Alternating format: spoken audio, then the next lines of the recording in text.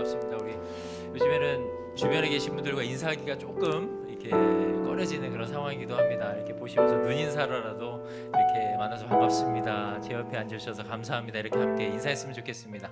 만나서 반갑습니다. 내 옆에 앉으셔서 감사합니다. 감사합니다. 오늘도 예배 가운데 우리를 인도하시는 그 선하신 하나님을 우리가 만나는 그런 귀한 시간들이 되면 좋겠습니다. 우리가 2020년 2월 5일 우리 수요 예배 자리에 나아갈 때 우리가 주만 의지해라는 이 찬양을 함께 드리기를 원합니다.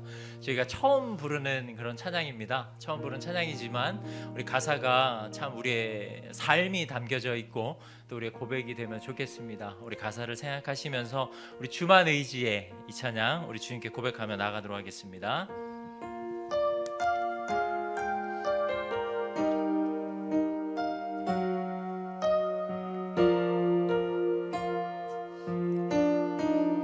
의지했던 모든 것,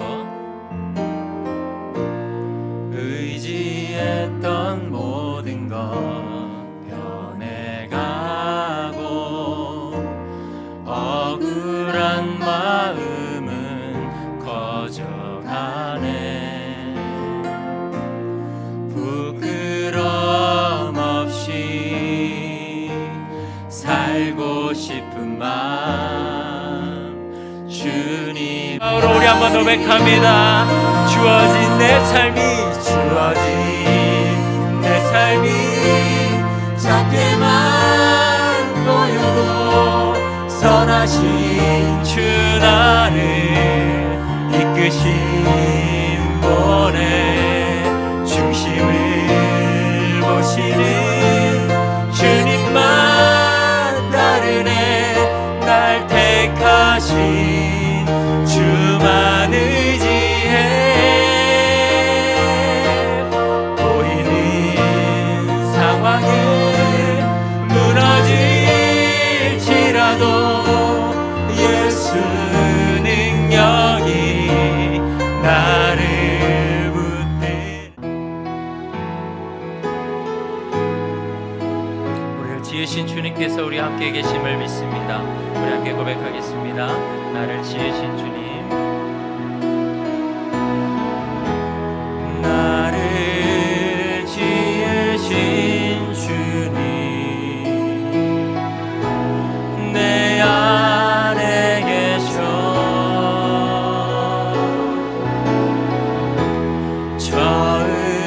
처음부터 내 삶은 그의 손에 있었죠.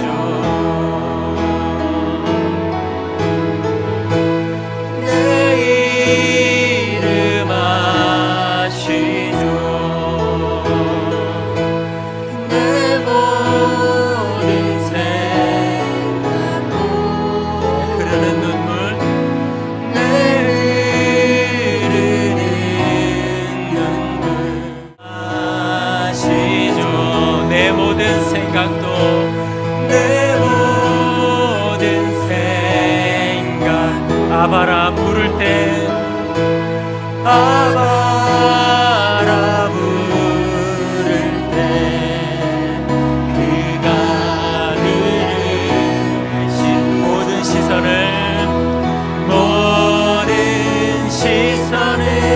주님께 드리고 살아계신 하나님을 느낄 때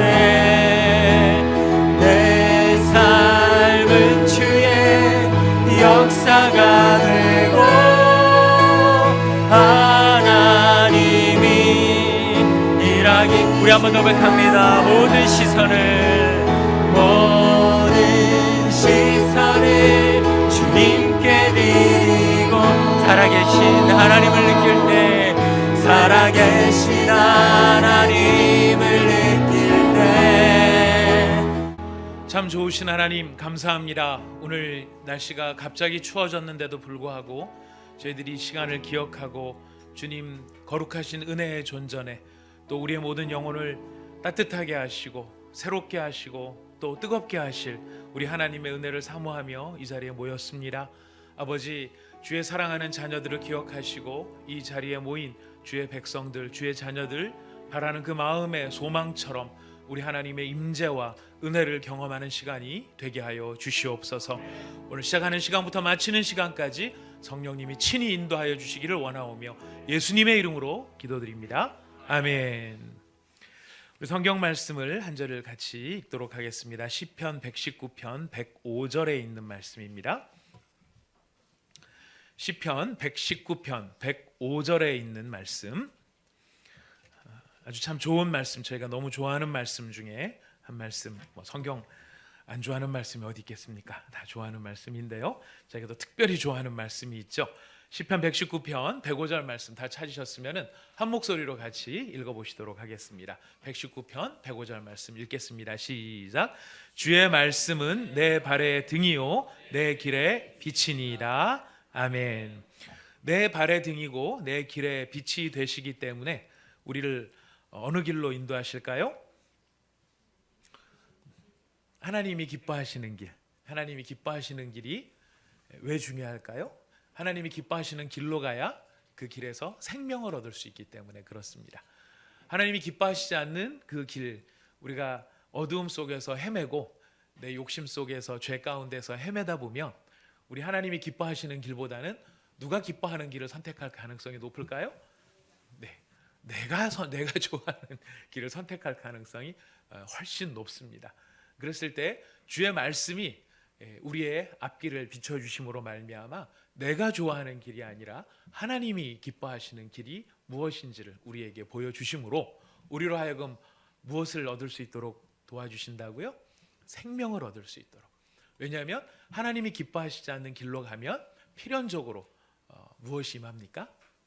하나님의 심판과 또 하나님의 저주가 우리 가운데 임할 수밖에 없기 때문에 그렇습니다.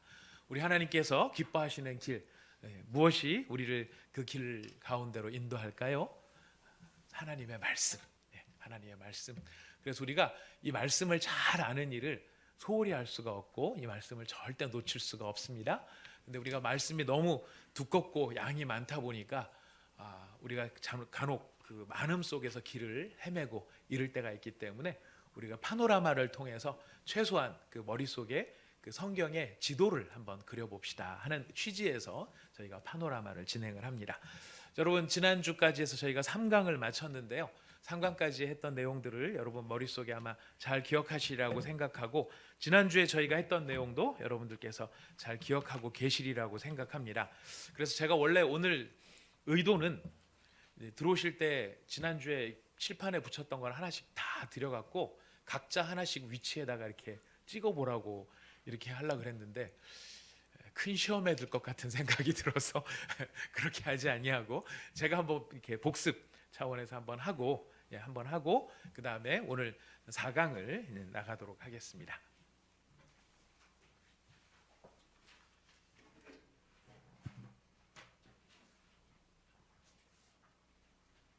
저희가 시대순으로 지난 시간에 한 게 시대순으로 본 구약 성경이었습니다.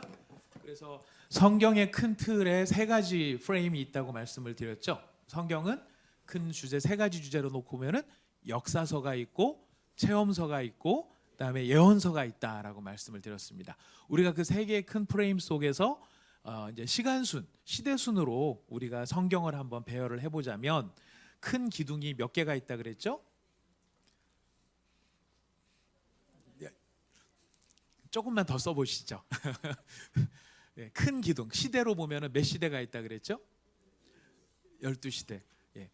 우리 그 성경에서 조금 애매하면은요, 숫자가 그 한 정해져 있는 게 몇 개가 있어요. 그 3이 있고요. 그죠? 많이 나오는 숫자가 3이 있고 또 7은 생각보다 많이 안 나옵니다. 그냥 7일 요거 빼놓고 나면은 많이 안 나오고 제일 많이 나오는 것 중에 하나가 12.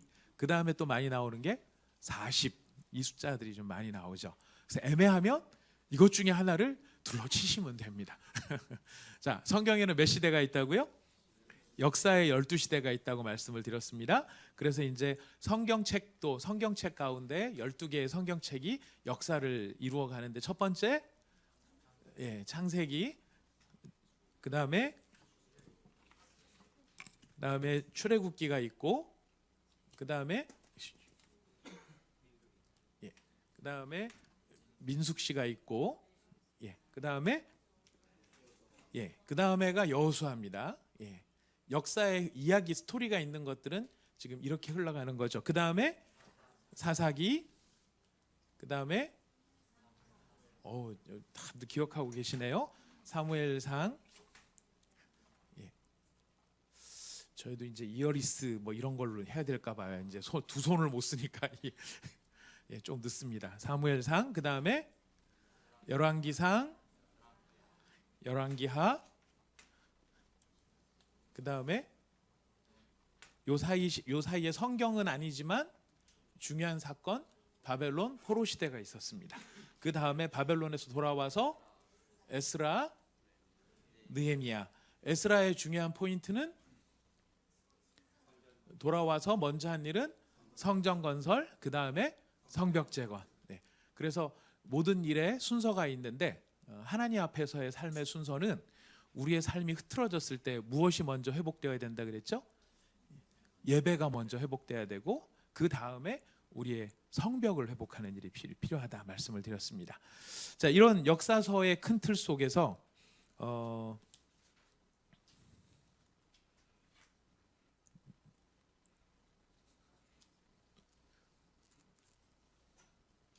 숨어져 있었어요.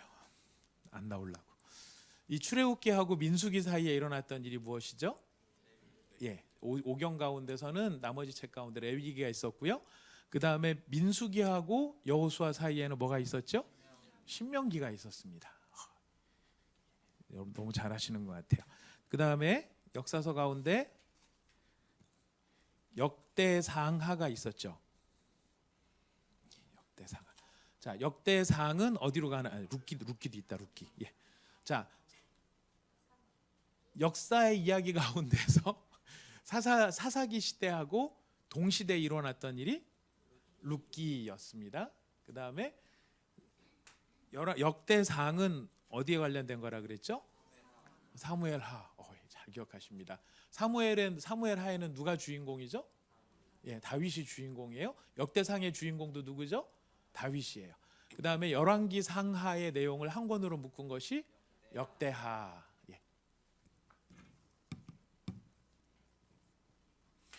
그 다음에 스신의 집안 오누이가 있죠. 스시 집안의 오누이. 여기는 에스라. 여기는 에스라. 그 다음에 이름이 비슷하지만은 에스더가 비슷한 시기에 사역을 했었습니다. 자, 이렇게 해서 역사의 이야기가 이제 한 줄기 매듭을 지었고요. 그 다음에 우리가 체험서가 5권이 있었습니다. 체험서 5권은 시대 순으로 봤을 때 어디에 속하는가? 자, 저기 체험서 5권 차례대로 뭐죠? 욥기, 시편, 잠언, 전도, 아가서. 자, 욥기는 어디 시대였죠? 창세기 시대였습니다. 그 다음에 시편 두 글자밖에 안 여기 있구나. 자, 시편은 어디에 위치를 하고 있습니까? 사무엘 상과 하 사이. 주로 누가 많이 썼다 그랬죠? 다윗이 많이 썼다. 그래서 시편 다윗이 다 쓴 건 아니지만은 주로 다윗이 많이 썼기 때문에 절반 이상을 썼기 때문에 포지션상은 여기다 놓았습니다. 그 다음에 아가, 잠언, 전도. 이 3권 중에서 제일 먼저 써진 거는 아가. 아가는 무슨 내용이라 그랬죠? 사랑을 나누는. 아가야 나오너라. 오 마이 베이비. 뭐 이렇게 해서 이제 아가서. 제가 말하고도 상당히 좀 힘드네요. 그 다음에 써진 성경이 잠언. 잠언은 이제 중년의 때에 인생을 좀 살아본 왕이 지혜를 가지고 이야기하는 것이고요. 그 다음에 인생을 다 살고 난 다음에 인생을 돌아보는 전도서의 이야기. 헛되고 헛되며 헛되고 헛되니 모든 것이 헛되도다. 오직 무엇만이 참된 일이다? 하나님을 경외하는 일만이 참된 일이다라고 하는 것을 전도서에서 이야기합니다. 이게 체험서였고요. 이제 나머지 서신서가 선지서가 예언서가 있었습니다. 예언서에서 우리가 예언서는 이 앞쪽에서 나오지 않고 주로 어디에 몰려 있었죠? 열왕기 왕들의 시대에 그 왕들이 하나님의 말씀을 바로 잘 지켜나가면서 나라를 통치할 수 있도록 지적하고 권면해서 바른 길로 돌아오도록 해주는 것이 선지자들의 역할이었기 때문에 주로 이 시대와 이 시대 이 세 시대에 주로 그 선지서 예언서들이 많이 활동을 했었습니다. 여기는 외울 게 많다 보니까 제일 늦게 하고, 지금 바벨론 포로 시대에 활동을 했었던 선지자 기억나시죠? 제일 먼저 예레미야, 에가. 요거는 바벨론 포로 시대에 포로로 잡혀가면서 썼던 이야기예요. 나라가 망하고 아주 험악한 시절을 지나가는 그 중간에 그 과정 자체에 썼기 때문에 예레미야, 에가. 그 다음에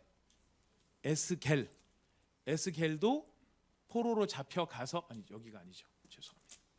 여기 포로로 잡혀가서, 자기가 포로로 잡혀간 그 땅에서 환상을 보는 거죠. 그발강가에서 환상을 보는 거고요. 또 누가 있습니까? 다니엘. 다니엘이 있었습니다. 그래서 다니엘도 느부갓네살의 궁전에서 선지자로서 하나님의 환상을 보면서 제국을, 하나님께서 하나님의 왕국을 어떻게, 나라를 어떻게 다스리시는가를 예언을 했던 그런 이야기가 있었죠. 그 다음에 포로에서 잡혀왔습니다. 그래서 이때 이 에스라가 했던 일이 뭐라고 그랬죠? 성전 재건이었죠. 성전 재건과 관련되어 있는 사람이 학개. 보니까 스시가 다 해먹어요, 그죠? 여기 에스라, 에스더, 스가랴, 스파냐만 남았네요. 자, 그 다음에 느헤미야는 제일 마지막에 남아있던 느헤미야죠. 제일 마지막이라서 말라기고, 또 성벽까지 재건했는데 바벨론의 포로까지 갔다 왔는데도 불구하고 이스라엘 백성들이 하나님 앞에 또 이렇게 순종하지 않았을 때 이 말라기의 간절한 외침이 무엇입니까? 그렇게 하지 말라 말이야. 그래서 이제 말라기 편의상 그렇게 외웠었습니다. 이렇게 해서 셋, 둘, 하나. 자, 나머지는 요 시대에 쓰여졌는데, 역사순으로 놓고 보면 우리가 갖고 있는 성경의 순서랑은 조금 달라요, 그죠? 역사적으로 제일 먼저 써졌던 선지서에는 오바댜,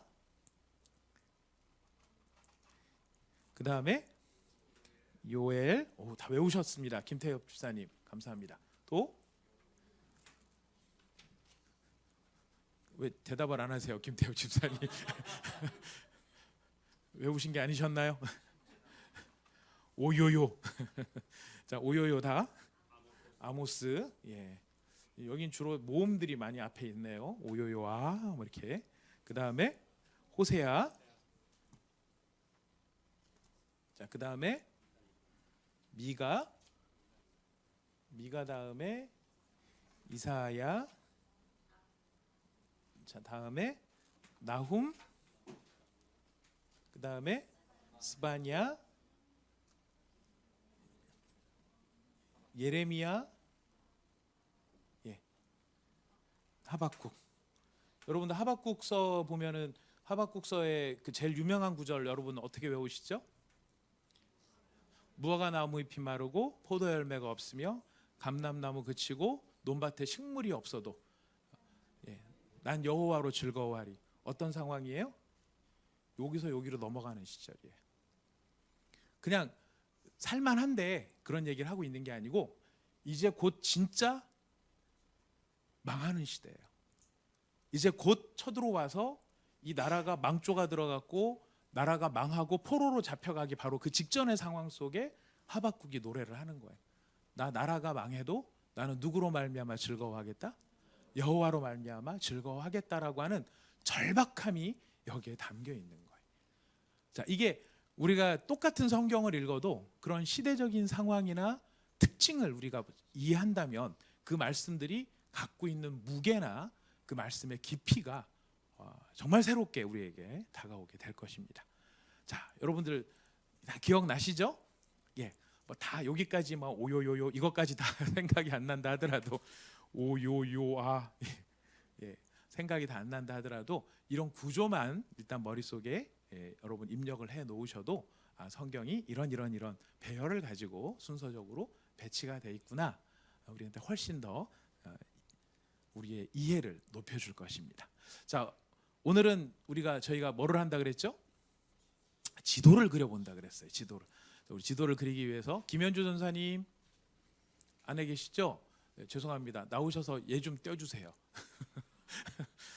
제가 왜 김현주 전사님을 굳이 지명하여 불렀냐면 이걸 만드신 분이 김현주 전사님이라서 예, 제 정리도 아까 잘 잘해주셨더라고요.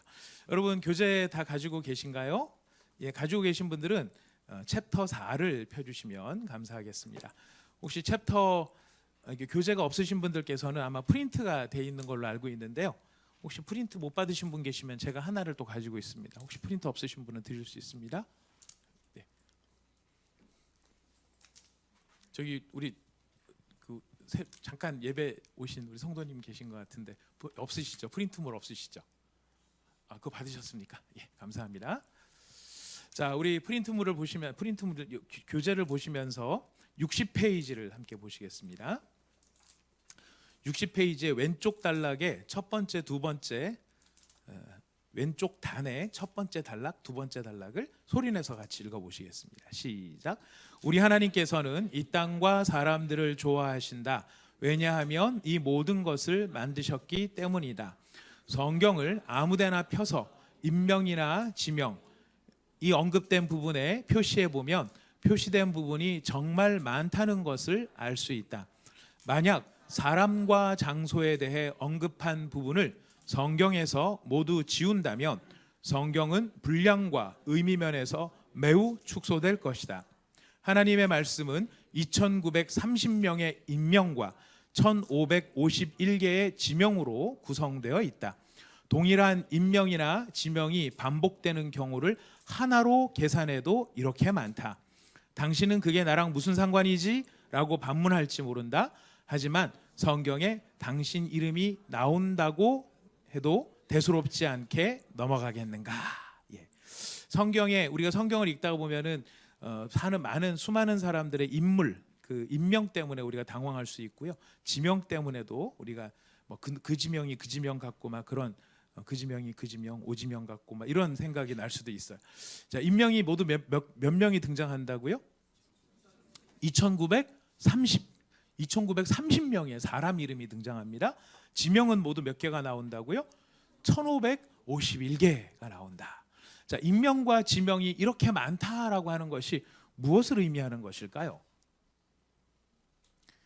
인명과 지명이 이렇게 많다. 어떤 느낌이 드십니까? 예, 일단 광범위하다. 예, 범위가 넓다. 예, 또 그 다음에 오래됐다. 이런 이야기. 예. 또 어떤 느낌이 드십니까? 어렵다. 어렵다. 예, 어렵다. 예, 그래서 우리가 어렵기 때문에 인명과 지명을 그냥 건너뛰고 우리는 성경을 읽을 때 주로 어떤 방식으로 많이 읽느냐면은 교훈을 찾는 방식으로 많이 읽습니다. 여기에서 무슨 도덕적이고 윤리적인 교훈을 얻을 수 있을까? 여기서 무슨 선과 악에 대한 무언가를 얻을 수 있을까를 생각을 하면서 성경을 읽기 때문에 그렇게 성경을 읽을 때는 뭐가 거슬리죠? 인명과 지명이 거슬려요. 그리고 그거 없더라도 얼마든지 그런 교훈을 얻을 수 있을 텐데 왜 이렇게 많은 인명과 지명들을 쓰고 있는가 이런 생각이 들 수 있을 것입니다. 자, 이렇게 우리한테 인명과 지명을 많이 쓰는 이유, 그것은 일단 성경에 나오는 이야기들은 사건을 굉장히 중요하게 생각합니다. 이 사건은 뭐가 얽혀야 사건이죠? 등장 인물이 있어야 되고요. 인물과 더불어 장소가 나와야 됩니다. 시간도 있어야 되겠죠. 예. 그래야 하나의 이벤트가 성립이 됩니다. 근데 이런 사건들을 많이 기록하고 있어요. 성경의 역사들은 사실 우리가 앞에 역사서 이렇게 해온 부분들은 다 뭐냐면은 이 사건들이 쭉 나열이 된 거예요. 여기서 우리가 볼 수 있는 건 첫 번째로 성경은 실제적이다. 사실이다. 이 얘기를 지금 강조를 하려고 하는 거죠. 그냥 어떤 환상이나 공상이나 이런 것들이 아니고 역사 가운데서 일어났던 실제적인 사건, 사실에 관련된 부분이다. 이거를 강조하는 거죠. 두 번째 어떤 또 강조가 있을까요? 여러분 생각에는 어떻습니까?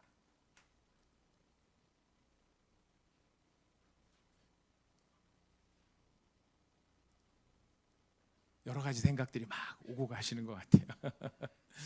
성경이 다른 그 고전들이나 다른 종교의 경전들이나 이런 것과 비교를 해보면 차이가 나는 게 이 부분이거든요. 뭐냐면은 여러분 논어, 맹자, 공자 뭐 이런 거를 보시면은 거기에 나와 있는 거는 다분히 개념적이에요. 그 다음에 우리가 많이 따라가는 사상적인 거 있죠. 철학적인 게 있어요. 이런 건 다 어디에서 주로 이루어지는 일들입니까? 머릿속에서 이루어지는 일들입니다. 근데 성경은 이 많은 사건들을 통해서 우리의 신앙의 실제는 어디에 있다는 걸 알려주는 걸까요? 일상 생활 속에 있다는 것을 알려줘요. 하나님을 추상적이고 하나님을 개념적이고 하나님의 그 일하심에 대해서 머릿속으로 논리적으로 생각하는 그 논리, 이 논리와 개념보다 지금 성경이 더 많이 강조하는 건 뭐냐면은 일상의 생활과 삶 속에서 동행하시고 함께 하시고 일하고 계시는 하나님의 실제, 이것을 누리는 것이 신앙이다라고 하는 것을 우리에게 알려주는 거예요. 근데 우리는 다분히 자꾸 어느 쪽으로 가게 됩니까? 이쪽으로 가게 되는 거예요. 신앙생활을 잘하고 신앙적으로 성숙하다 그러면은 이런 개념들이나 사상들이나 철학들이 깊이로 생각을 해요. 하지만은 여기에 나타나는 수많은 인물들, 이 일들이 벌어진 시간과 장소에서 이 사람들이 갖고 있는 이 인물들의 반응을 보면 하나님에 대해서 무슨 그 구약의 인물들이 아브라함이 신론, 그래서 그 아브라함이 경험한 하나님의 개념 이래가지고 그런 것으로 책을 내지 않았어요. 그런 것으로 사상으로 철학으로 정립하지 않았어요. 아브라함은 뭐를 넘겨줍니까? 그 후손들한테 뭐를 넘겨줘요? 스토리를 넘겨줘요. 스토리에 담긴 건 뭡니까? 하나님이 어떻게 하셨냐라. 하나님이 어떻게 하셨냐. 그 하나님이, 이렇게 하신 하나님이 너의 생활 속에서 너의 주인이 되시니까 그 주님과 함께 동행하는 그것이 네 신앙생활이다. 이거를 알려주는 거예요. 그런 의미에서 이 사건이, 인물이, 장소가 그렇게 많이 나오는 그것이 우리가 지금 가지고 있는 신앙이 어떤 우리한테 요구하는 신앙이 무엇인지를 우리에게 알려주는 면이 있다는 것이죠. 여러분들은 오늘도 주님과 함께 동행하시다 오셨죠? 오늘 주님께서 여러분들을 어떻게 인도하셨습니까? 잘 인도하셨어요. 근데 하나님이 나를 나의 삶을 어떻게 인도하셨는지를 우리가 그 기록들을 쭉 이어가면은 우리가 뭘 발견하게 되느냐면 하나님이 아브라함을 인도하셨듯이 나도 인도하고 계시는구나. 아브라함한테 선하게 인도하신 하나님이 내 삶에도 나를 선하게 인도하고 계시는구나. 그렇다면 지금 내가 이해할 수 없는 어떤 일이 있다 할지라도 우리가 그 하나님을 신뢰할 수 있는 이유가 뭐가 되죠? 하나님은 하나님과 함께하는 사람들을 이렇게 대하셨다는 것을 발견하면서 지금 내가 이해할 수 없는 이 순간에도 이게 끝이 아니라 이건 과정이고 하나님께서 결론까지 일고 가시면은 반드시 선하게 만들어 주신다. 이것을 우리가 신뢰할 수 있게 된다는 것이죠. 그래서 그 하나님을 신뢰하는 것이 우리의 신앙인 거예요. 자, 우리가 이런 면에서 성경이 이 2930개의 인명, 숫자도 못 외웁니다. 2930개의 인명과 1551개의 지명으로 구성되어 있다는 것, 뜻을 우리가 한번 살펴볼 수 있습니다. 자, 그렇다면 우리가 이제 구약 성경을 잘 이해하려면 구약의 이 지명과 지도가 그래도 머릿속에 좀 대충 들어와 있는 게 좀 필요하거든요. 이제 우리가 이제 그 지명을 좀 볼 텐데 63페이지 한번 펴서 보여주시겠습니까? 감사합니다. 63페이지. 자, 위에 보시면은 우리 세계전도가 나와 있습니다. 세계지도 전체 가운데서 진한 볼드체의 사각형 작은 박스가 거기 쳐져 있습니다. 그 박스를 확대해 놓은 것이 아래 부분입니다. 구약 성경에 나타나는 99%의 사건이 요 안에서 이루어집니다. 요 안에 없는 게 대표적인 사건이 요나가 배를 타고 저기 다시스 가려고 했던, 다시스는 여기 안 나와요. 뭐 이런 사건들 한두 개를 빼놓고 대부분은 이 안에서 이루어집니다. 여러분 여기에 보면은 지명들이, 대표적인 지명들이 좀 나오죠. 저기 오른쪽 구석에 있는 위쪽 바다, 여기 보면은 몇 개의 바다가 나오는데 5개의 바다가 나와요. 자, 한번 찾아볼까요? 제일 오른쪽 구석에 카스피해, 그 다음에 오른쪽 하단에 페르시아만, 저 왼쪽 페르시아만에서 옆으로 쫙 오면 왼쪽 편에 홍해, 그 다음에 그 위에 보면은 지중해. 성경에는 지금 지중해를 뭐라고 대하죠? 대해라고 이야기를 합니다. 그 다음에 바다 하나는 또 어디 있을까요? 염해와 그 위쪽에 보면은 긴네렛 호수라고 되어 있는데, 긴네렛 호수는 어디를 말하는 걸까요? 갈릴리 바다예요. 갈릴리 바다. 이 갈릴리 바다하고 염해, 우리 여기 성경에 염해 솔트시라고도 되어 있지만은 오늘날에는 여기를 뭐라고 부르죠? 사해라고 불러요. 바다가 4개 있어서 모래바다라서, 죽은 바다라서 그래서 데드시, 죽은 바다, 사해라고 되어 있습니다. 재미있는 거는 갈릴리 바다와 사해 바다는 요단강이라고 하는 하나의 강으로 연결되어 있다는 겁니다. 연결되어 있는데 왜 같은 강으로 연결되어 있는데 하나는 생명으로 풍성한 바다고 하나는 생명이 살 수 없는 바다일까요? 여러분들 아마 많이 설교 시간에도 들어보셨을 겁니다. 사해의 특징은 고여 있는 물이에요. 들어오기만 하는 거예요. 끊임없이 들어오기만 하는 바다가 사해 바다예요. 요단강을 줄기로 해가지고 갈릴리에서부터 밑으로 흘러내려와요. 이 갈릴리 바다가 생명으로 풍성한 이유 중에 하나는 늘 새로운 물이 들어오고 또 나간다라는 거예요. 우리는 끊임없이 우리 자신을 막 채우기에 사실 급급한 세대에 살아가고 있습니다. 하지만 우리 자신을 많이 채우면 풍성해질 것 같지만 우리 자신을 자꾸 우리 자신만 채우는 것만 생각하면 어떻게 될까요? 썩어요. 그 안에서 썩어요. 자꾸 어떻게 해야 됩니까? 흘려 보내야 된다.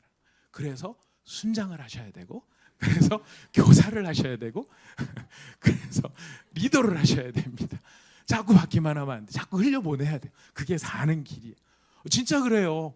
제가 여러분들 그 뭐 순장님 많이 하시라고 하는 게 그냥 순장 자원 많이 늘려서 순장 우리 많다 이 얘기하려고 하는 게 아니고, 그래야 어떻게 하기 때문에 사니까, 그래야 사는 거예요. 받기만 해서는 안 되는 겁니다. 자, 이 지역이 오늘날에는 64페이지예요. 오늘날에는 어떤 지명으로 불리워지는가? 자, 거기 보니까 카스피해를 중심으로 밑으로 보니까 어느 땅이죠? 이란. 지금의 이란. 우리 자주 듣죠? 이 중동에 대한 이 여러 가지 이야기를 듣습니다. 이란 아래쪽에 무슨 바다? 페르시아만. 근데 페르시아만을 끼고 지금 4나라가 붙어 있어요. 이란과 이라크와 쿠웨이트와 사우디아라비아. 우리나라에서 들어오는 석유의 상당 부분이 바로 이 페르시아만을 통해서 들어오게 됩니다.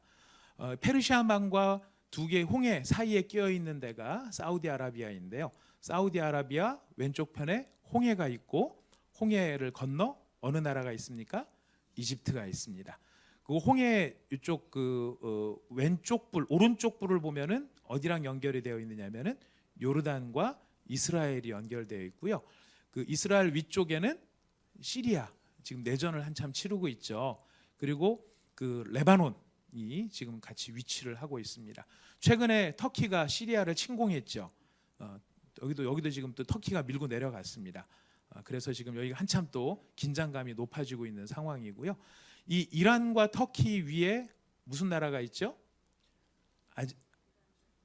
이란과 터키를 같이 국경을 맞대고 있는 저 북쪽 지방에 아제르바이잔이 있어요. 지금 아제르바이잔이라고 되어 있지만 옛날 지명은 뭘까요?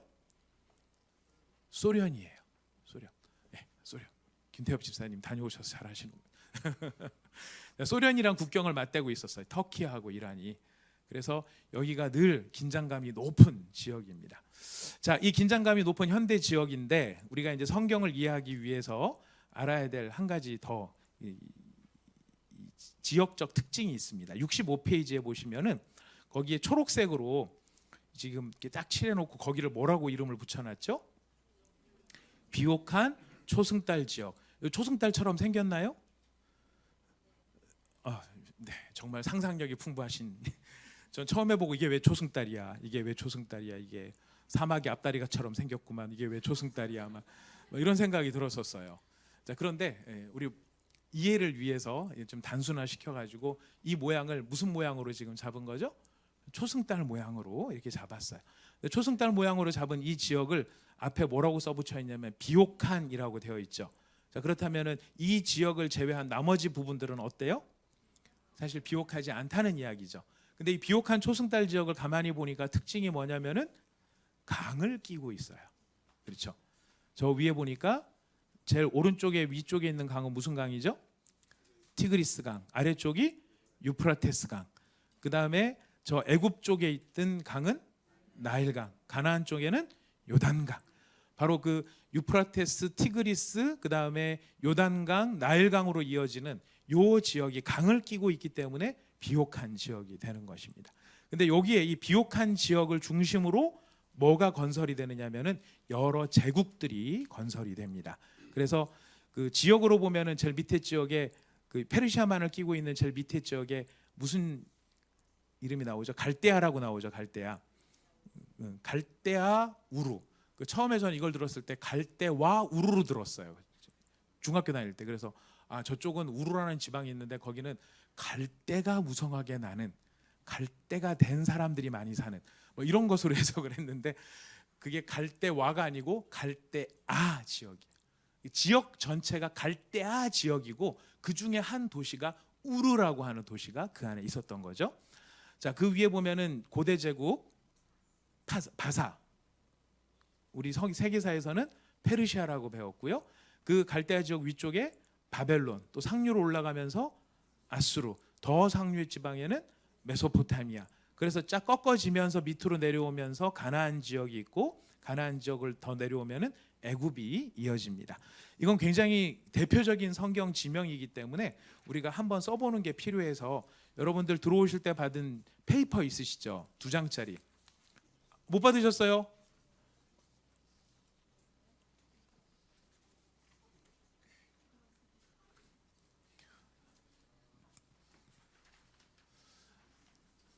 자, 저희가 성경 파노라 하면서 제일 중요하게 생각하는 게 뭐죠?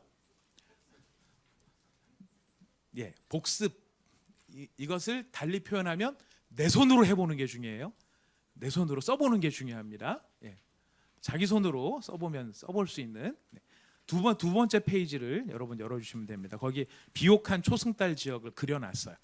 자, 거기다가 우리 같이 한번 기억에다가 잘 집어넣기 위해서 한번 써보도록 하겠습니다. 이름은 많이 들었지만 친숙하기는 하지만 위치를 잘 몰랐다 할 수 있습니다. 이번에 한번 우리가 위치를 한번 써보겠습니다. 자, 우리 페르시아만 위쪽에 올라가면서 제일 먼저 우르라는 도시가 있었던 무슨 지방? 갈대아 지방. 그 갈대아, 예, 끝에 써야 되는군요. 갈대가 됐다. 그래서 빨리 마치고 가죠. 뭐 이렇게 써야 되는데 네, 갈대아. 네. 그 다음에 오른쪽 옆에 바사, 페르시아 한번 적어보겠습니다. 페르시아 제국이 여기쯤 있었다. 그 다음에 좀 더 상류로 올라가면서 무슨 제국? 바벨론. 바벨론에 누가 살았었죠? 느부갓네살이 살고 성경 인물로 유명한 사람은 다니엘이 이 바벨론 지역에서 살았습니다. 그 위에 아시리아라고 하는 나라가 있었죠. 나중에 또 나오겠지만 북이스라엘을 잡아간 나라가 어디예요? 아수르예요. 남유다를 잡아간 나라가 바벨론이에요. 예.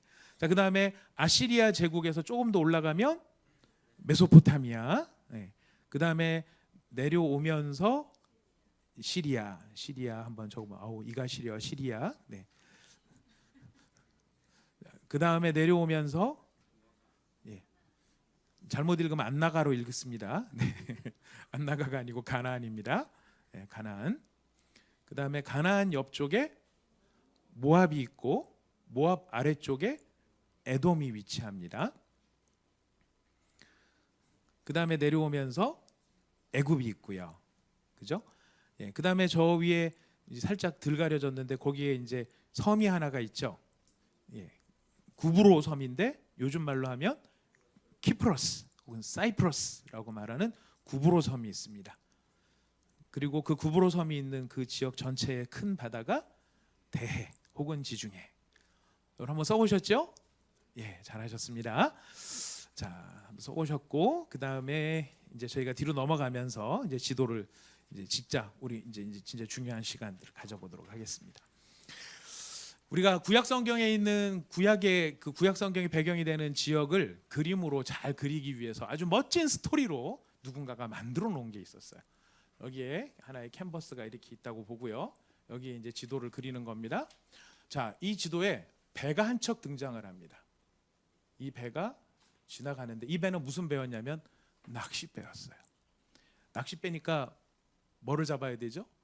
물고기를 잡아야 돼요. 물고기를 잡으려면 뭐를 드릴까요? 낚싯줄을. 그래서 낚싯줄을 드렸는데 이 배가 지지리도 운이 없었어요. 왜 운이 없었냐면 낚싯줄이 엉킨 거예요. 그래서 낚싯줄이 이렇게 막 내려다가 엉켜가지고 이렇게 흘러내려갔어요. 근데 이 배만 지질이 재수가 없었던 게 아니라 이 배에 타고 있던 어떤 사람이 그만 물에 빠지고 말았어요. 그래서 물에 빠진 이 사람이 나 물에 빠졌어요, 살려주세요를 눈물나게 가열차게 외치고 있는데 아무도 지금 볼 수 없는 상황. 이 사람이 할 수 있었던 유일한 일은 손가락 2개를 올리는 거였어요. 살려주세요 하고 V자를 그렸어요. 이 V자를 그리는데 아무도 못 알아보니까 이 사람이 이때를 대비해 가지고 뭐를 준비했냐면은 풍선을 하나 준비를 했어요. 풍선을 올려보냈는데 풍선이 너무 빨리 올라가면 안 되겠죠. 그래서 풍선 밑에다가 뭐를 달아 내렸냐면은 벙어리 장갑을 이렇게 하나 천천히 올라가라고 벙어리 장갑을 하나를 올려보낸 거예요. 근데 이 꼴을 보고 있었던 똑똑했던 물방개 하나가 오, 저기 굉장히 시끄러운 걸 그물은 낚싯줄은 꼬였지, 사람은 빠졌지, 풍선은 올라가지, 위험해 하고 도망을 가면서 이 상황이 어떤가를 보려고 더듬이를 이렇게 올려보냈어요. 여러분 너무너무 슬픈 이야기 아니겠습니까? 이 스토리만 기억하면 우리는 언제 어디서나 구약의 지도를 그릴 수가 있습니다. 자, 여러분들 아까 지도 본 거 기억나시죠? 우리가 여기 뭐 큰 바다는 뺐어요. 여기 뭐 카스피 이런 건 뺐는데 여기가 어딜까요? 페르시아만. 예. 그다음에 여기는 무슨 강? 티그리스 강. 여기는 유프라테스 강. 그다음에 여기는 홍해. 리얼리티가 떨어져도 양해를 해 주십시오. 예. 여기 지나가는 낚싯배는 대해. 여기에 낚싯줄에 걸려 가지고 엉킨 데는 나일강. 예. 그다음에 풍선은 갈릴리 호수, 게네사렛 호수. 여기 밑에는 사해 2개를 연결해 주는 끈은 요단강. 여러분 이것만 그리면은요 성경이 다 그려져요. 너무 훌륭하지 않아요? 이 스토리를 만든 사람이 누군지 정말 좀 칭찬해주고 싶었어요. 이야기를 듣고 정말 어떤 아이가 리얼리티로 그려놓은 그림도 나중에 교재에 보면 나오는데요. 자, 여러분 저기 받으신 교재 첫째 장 있죠? 지도로 보는 구약세계 첫째 장을 절반으로 접어주세요. 뜯어도 괜찮습니다. 뜯으셔도 좋습니다. 편의를 위해서 뜯으셔가지고 절반으로 접으세요. 절반으로 접으셔서 얘를 이렇게 놨다고 생각하시고 우리가 함께 같이 그려보는 겁니다. 중요한 거는 눈이 아니에요, 손이에요. 자, 여러분 펜을 가지시고 절반으로 다 접으셨죠? 이렇게 A5가 되면 됩니다. 뜯으시는 게 더 좋을 겁니다. 이 앞면 말고요. 앞면 그림 이렇게 인쇄되어 있는 면 말고 뒤에 아무것도 없는 면을 여러분 이렇게 만들어 주시면 됩니다. 자, 하셨죠? 거기 한쪽 면에다가 다 펜을 꺼내 가지고 이제부터 그리는 겁니다. 뭘 그려야 될까요? 낚싯배. 낚싯배가 낚시를 하러 갔는데 지질이 이날은 운이 없는 날이었어요. 자, 낚싯줄을 쭉 들여놨는데 어떻게 됐습니까? 꼬였어요. 엉켜서 밑으로 쭉 내려갔어요. 자, 이거를 이 상황에 더 재수가 없었던 어떤 한 사람이 물에 빠졌어요. 이 사람이 할 수 있는 일이 뭐였다고요? 손가락 2개였어요. 살려주세요. 밑에다가 손가락 2개를 그리시면 됩니다. 그 다음에 손가락 2개를 올려놨는데 아무도 못 볼 것 같으니까 뭐를 준비했다고요? 풍선. 그리고 풍선 빨리 올라가지 말라고 뭘 매달았어요? 벙어리 장갑 줄 매달고. 이 꼴을 보고 있었던 물방개가 저쪽으로 도망가면서 사이드로 도망가면서 더듬이를 막 올려가지고 뭔 일이 벌어지나 해갖고 2개의 더듬이를 올렸다. 자, 그래 보셨습니까? 예. 어떠십니까? 훌륭하게 잘 그려주셨습니까? 예, 잘하셨습니다. 우리가 한 번 갖고 안 되기 때문에 뒤집어서 다른 종에다가 이번에는 제가 아무 말도 안 하겠습니다. 혼자 한번 해보시는 겁니다. 혼자. 예.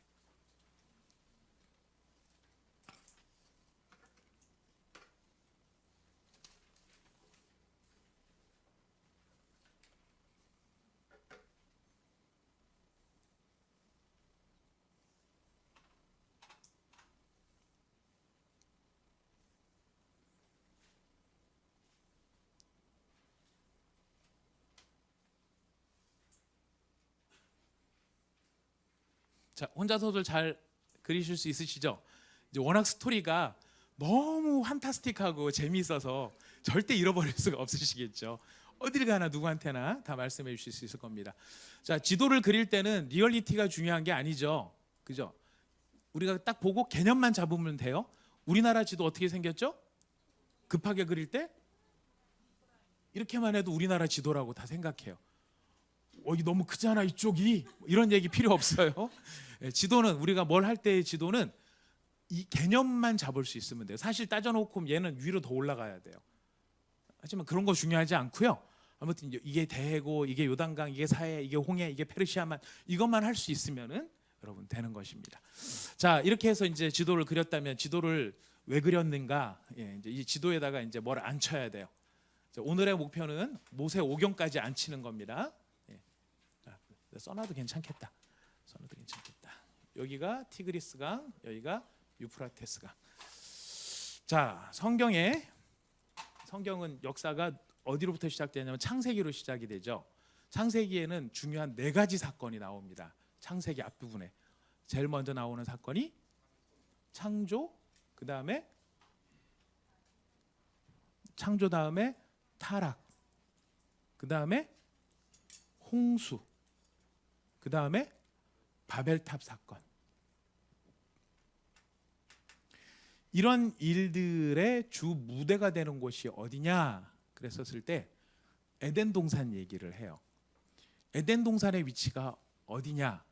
이거는 학자들마다 사실은 굉장히 분분한 주제 가운데 하나예요. 쉬운 이야기는 아니에요. 전통적으로는 이 에덴이 유프라테스, 성경에 보면은 에덴 동산의 주변에 4개의 강이 흘렀다고 나오죠. 유프라테스강, 티그리스강, 비손, 기혼. 4개의 강이 나옵니다. 그러다 보니까 이 4개의 강의 위치를 찾아서 에덴을 추정하려고 했는데 지금 남아있는 강은 뭐밖에 없어요? 티그리스강하고 유프라테스강밖에 없어요.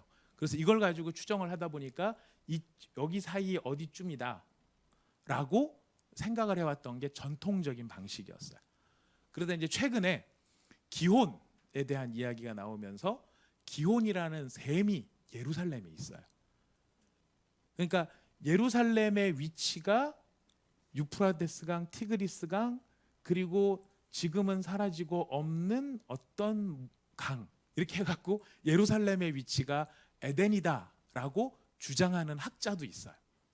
근데 그거는 이제 요즘 들어서 나오는 이야기고 전통적으로는 에덴의 위치를 이쪽으로 잡고 있어요. 이유 중에 하나가 뭐냐면 여기에 나오는 바벨탑 사건에 바벨탑 유적지가 어디에 있을까요? 에덴의 이쪽에 있어요. 이쪽에.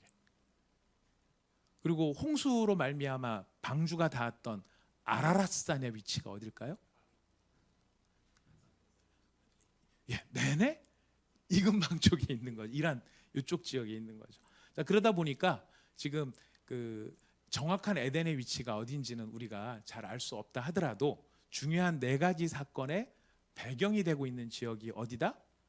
여기다라고 하는 점에서 일단 여기다가 4를 씁니다.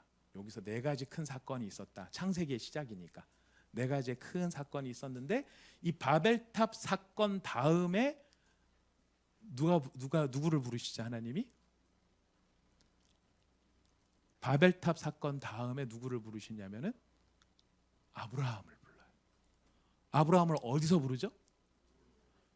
갈대와 우르 갈대아 지방의 우르라는 데서 불러요. 거기가 어디냐면 이쪽 밑에 지방이에요. 지금 네 가지 사건이 일어난 여기에서 아브라함을 불러서 어디로 데려가시죠? 여기로 데려가시는 거예요. 그래서 여기에서 누구가 사느냐면 아브라함, 그 다음에 이삭, 그 다음에 야곱까지 여기서 왔다 갔다 하면서 지내요. 어떤 때는 여기 잠깐 갔다가 다시 오고 여기서 주로 지내요. 그러다가 요셉이 애굽의 총리가 되면서 창세기는 마지막에 어떻게 끝나죠? 전부 다 애굽으로 가는 것으로 끝이 나요. 그리고 창세기의 이야기의 구조는 여기 네 가지 큰 사건 그 이후에 갈대와 우르에서 아브라함을 불러 가나안 땅까지 오고 그 가나안 땅에서 아브라함, 이삭, 야곱, 요셉까지 태어나고 요셉이 먼저 가 있고 전부 다 여기까지 갔다. 이게 창세기의 이야기의 스토리예요. 근데 아브라함이 불려서 요셉 태어날 때까지의 시기, 그 시기를 대략 몇 년으로 볼까요?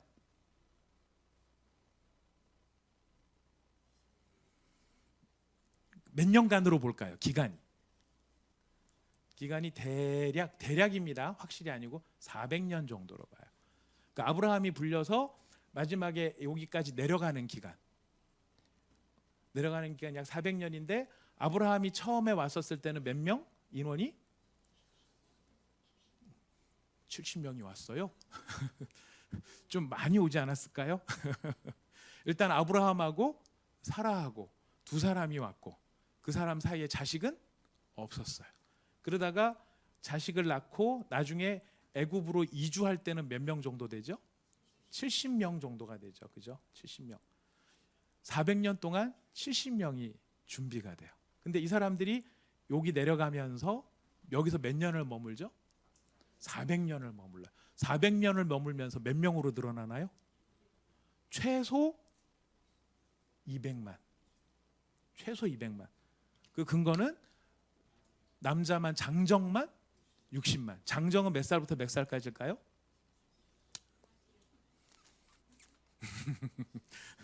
네, 장정이 몇 살부터 몇 살까지일까요? 최근에 신대원 다니고 있는 연주 전사님, 장정이 몇 살부터 몇 살까지죠? 네, 우리가 대충 때려잡아도 18살? 18살에서 몇 살까지일까요? 한 60? 네, 우리 뭐 편의상 그렇게 잡죠. 자, 그렇게 잡는다고 한다 그러면은 남자가 60만이면은 거기에 해당되어지는 상대편의 여자도 최소 60만은 될 거고요. 물론 여자들이 사실 조금 더 많아요. 통계학적으로 보면은. 근데 여자가 60만이고 그 남녀 사이에 자녀들을 낳았다 그러면 아기들이 한 가정당 평균 이 시대는 2명은 좀 적죠. 그죠? 한 4명 정도 잡아야 되겠죠. 그러면은 한 가족이 여기 60만 쌍이 있다고 하면은 60만 쌍에 4명씩 자녀들이 있다고 하면은 그것만 240만이에요. 어른들이 또 계시겠죠. 자, 그렇게 따지면은 사실 200만이라는 숫자는 굉장히 보수적으로 잡은 숫자가 될 거예요.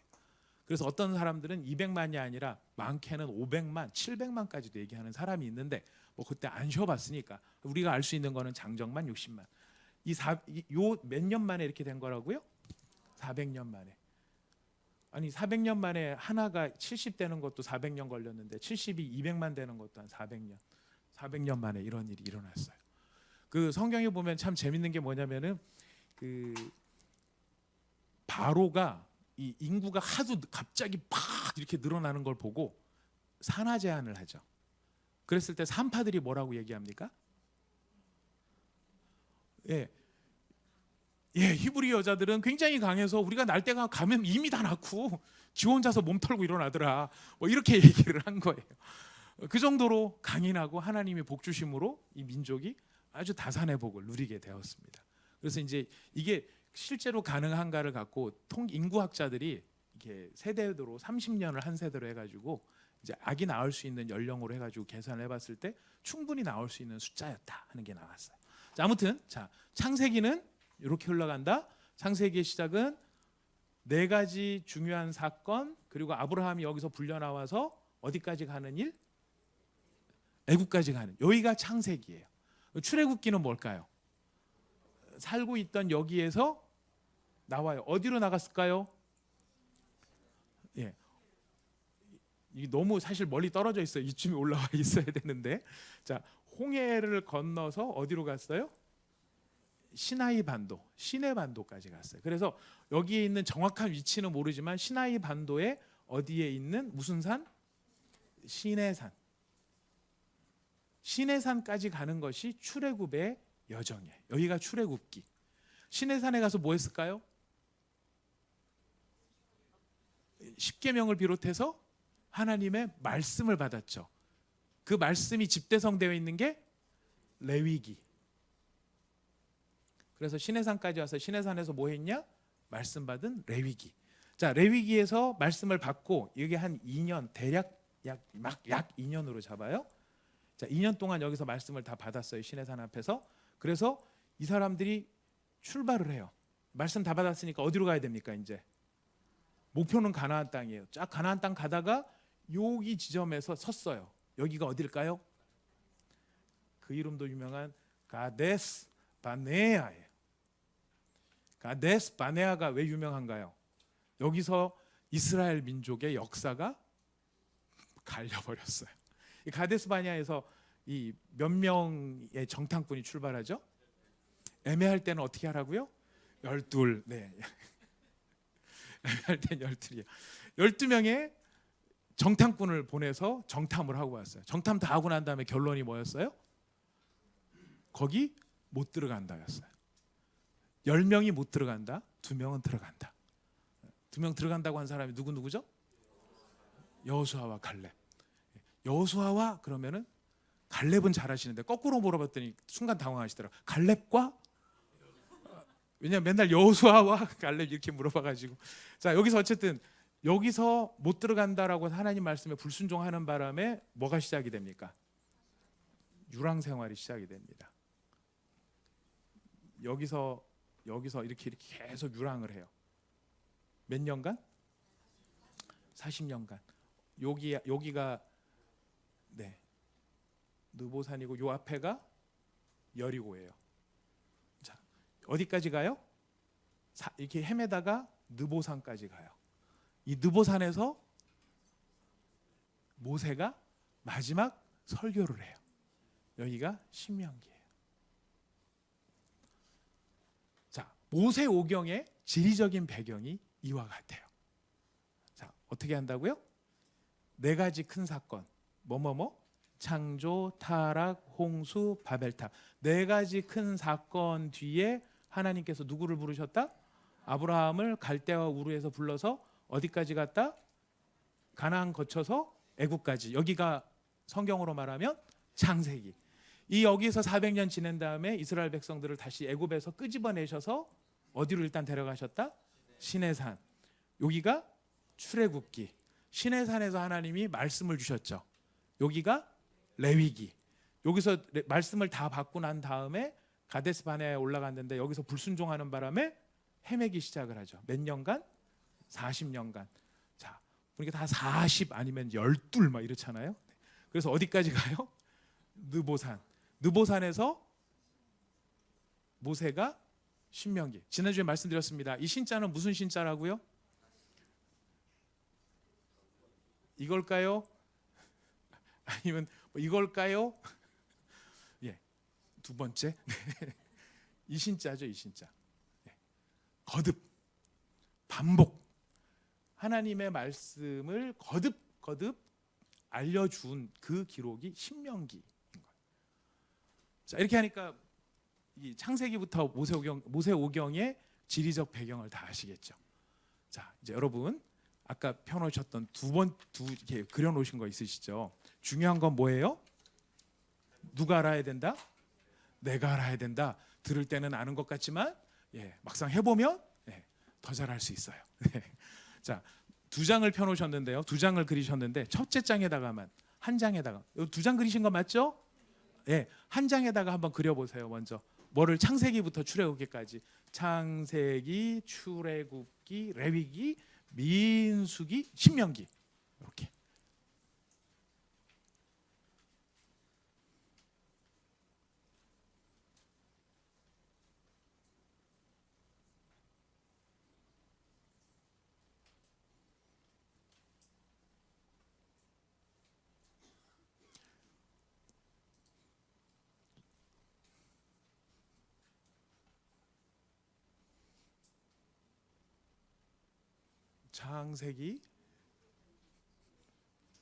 창세기는 어떻게 한다고요?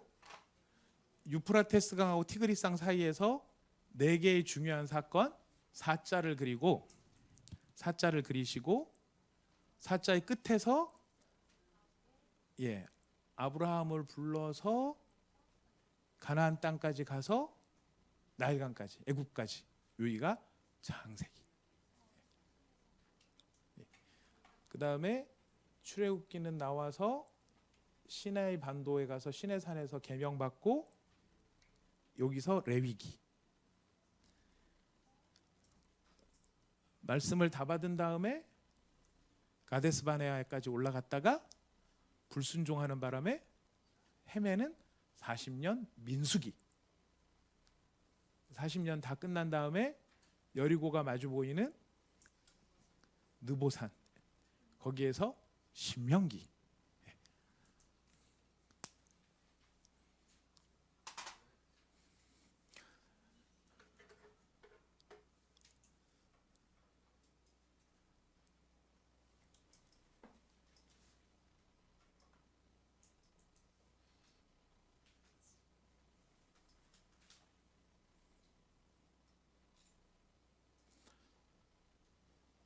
크게 어렵거나 낯선 거 없으시죠?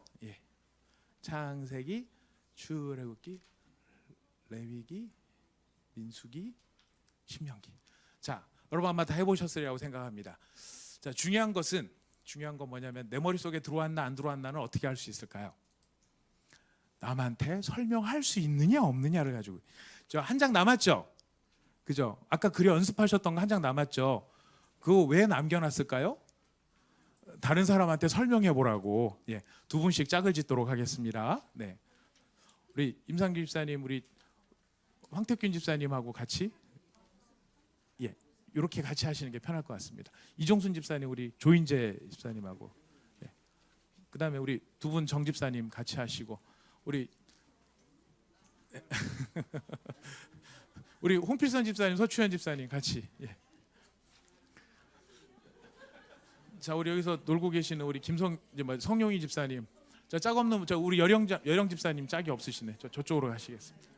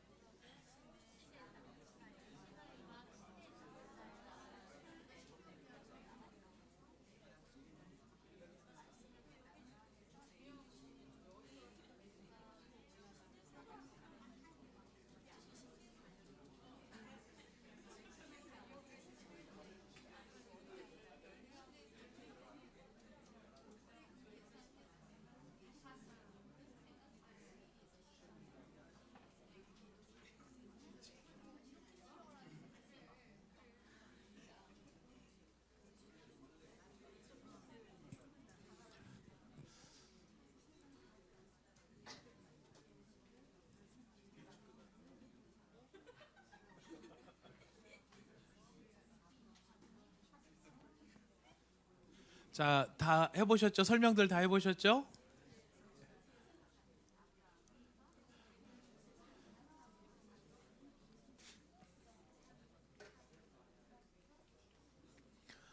자, 우리 다 하셨으면은 이제 다 같이 한번 해보도록 하겠습니다. 자, 여러분 머릿속에 이제 이 그림이 있을 거예요. 그 정말 판타스틱하고 엘레강스하고 다이나믹한 그 멋진 슬픈 낚싯배의 전설 여러분들 기억하실 겁니다.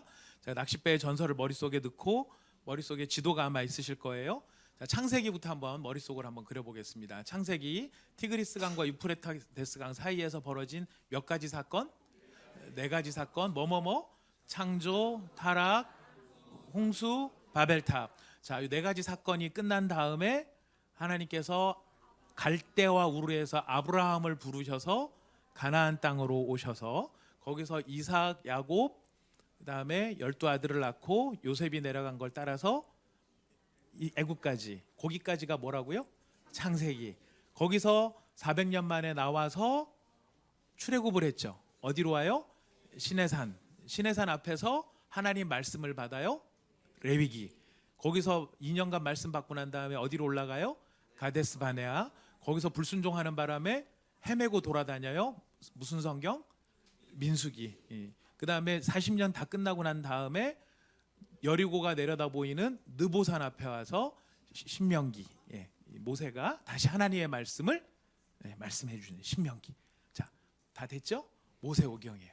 자, 이렇게 하니까 여러분 모세오경이 훨씬 좀 더 잘 이해가 되시죠? 여기 얘가 있었고 여기 있었을 겁니다.